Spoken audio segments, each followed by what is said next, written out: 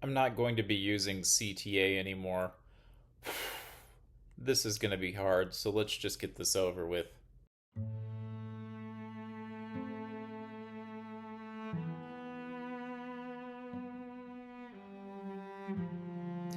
Every once in a while, a fund comes along that just blows your mind and turns your head.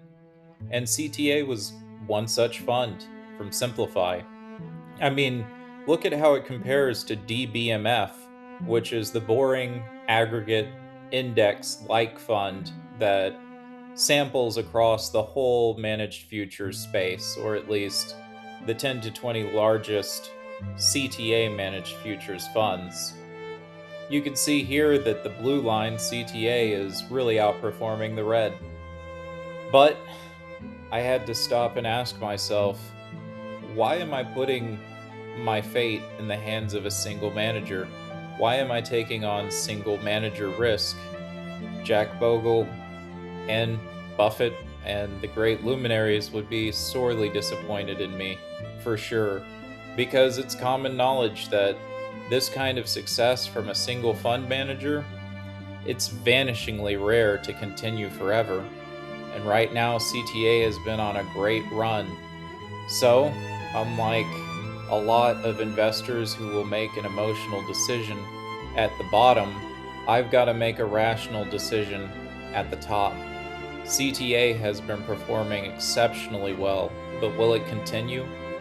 Most funds lose to their index, and DBMF is the closest thing we have to an index in the managed futures and CTA space. So, what's the rational choice here? Of course, if you go with Jack Bogle's philosophy, if you go with my philosophy about risk management and being consistent and rational in investment choices, it's obvious. You go with DBMF because the odds are, and there have been empirical studies on different actively managed funds, 90% of them ultimately don't outperform the index. They do just as well or worse. And so, with a heavy heart, I've got to choose DBMF. Now, there are reasons why I liked CTA because it excluded equities futures, but my eyes have been opened that managed futures and CTA funds should be allowed to evolve and adapt however they want to. And in fact, that's the whole spirit of trend following. And that can be helpful in an equity downturn. So, farewell, CTA.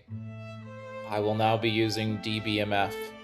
And in a future video, I'll talk about why I will not be using KMLM and why I now think that DBMF is most likely the best managed futures fund available for retail investors. Stay tuned. Well, I hope you enjoyed that breakup video from Miller Momentum. Don't forget to like and subscribe and share your financial breakup stories in the comments.